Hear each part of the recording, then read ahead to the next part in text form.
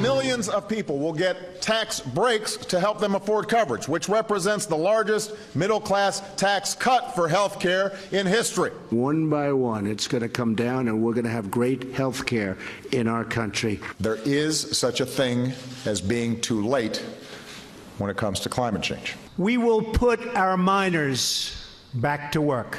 Nuclear deal implemented. I am announcing today that we cannot and will not make this certification. Well, this is a rollback of Obama legacy items, the Clean Power Plan, the ObamaCare subsidies, the Iran nuclear deal. What it all means in the big picture. Just moments ago, actually within the past hour, the defense secretary stopped by and talked to some reporters, including our own Pentagon team, about the implications worldwide of this Iran deal. If I'd gotten some word like that, I surely would have asked for a meeting to go back over and say whether or not I thought it was a good idea, or a meeting at OMB, I need some money. There's nothing that happened, and when you're told to do something, we execute, okay?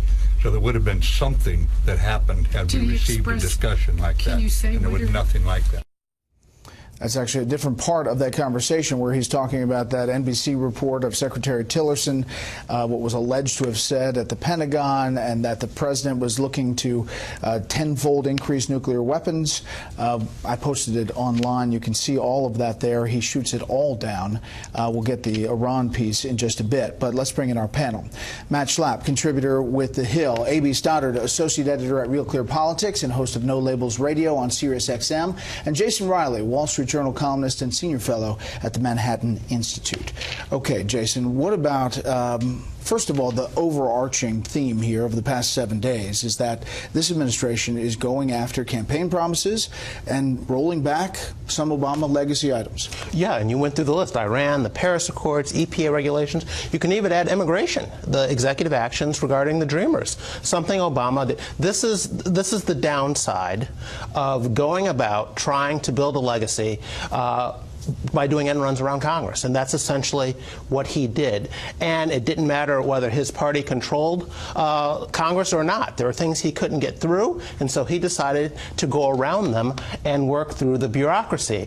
And when you build a legacy like that, you risk the next person coming in and simply reversing everything, which is also a warning here for Donald Trump, which is to say, if he wants something more lasting than Obama was able to accomplish, he too needs to get things done through Congress. Simply doing things through executive action will leave his legacy vulnerable to the next president. Okay, A.B., on the Obamacare subsidies, we just went through the legal constitutional argument with Jonathan Turley. The president is saying, hey, listen, this is the deal, and if Democrats want to negotiate, come on over, or I'll go there. Right. Well, the legal argument is sound, it was clear from his tweets that he intends to sort of hasten the deadline and create some urgency about Congress making an effort after all the failure of repeal and replace efforts by Republicans to come in and come up with something. It'll probably be a repair job. It's not going to be an entirely new law. It's not going to be a repeal. There are bipartisan plans. The Problem Solvers Caucus in the House came up with one in August. It was the basis for the bipartisan talks between Senator Alexander and Senator Murray. They have been ongoing. We don't know that the president's been so involved so much, but he's clearly calling on Congress to act. And I think there are people that are going to be ready to step up. It'll be hard for some Republicans to take part in this, thinking that it looks like they're saving Obamacare. They're not really happy with the fact that he did this. And in some districts, swing districts, there are a lot of constituents that receive these CSR payments that help them afford very expensive coverage. It's going to be very tough for them politically if something doesn't happen very soon. Right. So that is the onus. The onus now is on Congress on a number of these campaign promises. Right. This is the Senate Minority Leader's statement today. Republicans have been doing everything they can for the last 10 months to inject instability into our healthcare system and to force collapse through sabotage. Last night, the president acted. The American people are the ones who will be hurt. Unless our Republican colleagues act, the American people will know exactly where to place the blame when their premiums shoot up and when millions lose coverage. Matt. Okay, Chuck and Nancy, the ball's in your court. You've watched Republicans try to figure out what their version of health care reform looks like. The Democrats were into hashtag resistance, fight everything at all costs. Now the president's saying to them, taunting them a bit on Twitter, let's deal. You want to get these CSR payments done? I'm willing to talk. I think what you see is a White House and a president who's no longer going to take the word of congressional leadership that we'll get this all in one big package and we'll jam it through with Republican votes. He's on these key issues. He's going to take them step by step. He's going to get what he can get what he can get done with the Republicans, but also work with the Democrats. And you know what? That is lasting. The good side of that is this becomes law, and maybe Congress starts to work.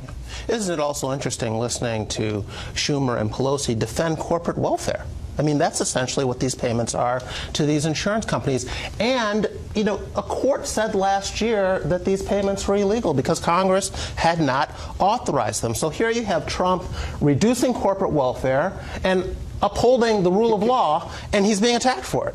Can I say something on that, Brett? Which is this idea of the separation of powers and the idea that Congress and Republicans in Congress many times have just ceded their authority to the courts and to the White House. Donald Trump is calling their bluff and saying, you know what, guess what? Comes to immigration, when it comes to these types of appropriations, guess what, guys? The Constitution says you have to act. Yeah. Well, that was the example, is that if the president said, don't give me the funds for the wall, I'll just do it by pen and phone, that probably wouldn't go over too well on Capitol Hill.